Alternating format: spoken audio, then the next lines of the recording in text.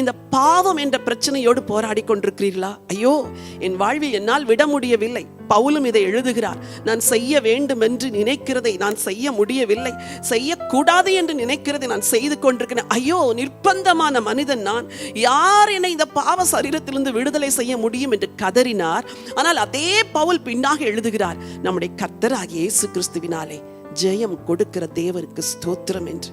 முழு உலகத்திலும் உள்ள பாவத்தை பரிகரிக்கிற ஒரே பரிகாரம், உலகத்தின் பாவத்தை சுமந்து தீர்க்கிற தேவ ஆட்டுக்குட்டி என்று யோவான் ஸ்நானன் சொன்னதை யோவான் எழுதின சுவிசேஷத்திலே நாம் வாசிக்கின்றோம். இன்றைக்கு உங்கள் குடும்பத்திலே பாவம் போராடுகிறதா? குடியினாலும், வெறியினாலும், கீழ்ப்படியாமையினாலும், சமாதான குறைச்சலினாலும் உங்கள் குடும்பம் சின்னாபின்னமாகி கொண்டிருக்கிறதா? இன்றைக்கு உங்களுக்கு பரிகாரம் எது தெரியுமா? இரட்சகராகிய இயேசு உலகத்தின் பாவத்தை சுமந்து தீர்த்த தேவ ஆட்டுக்குட்டி.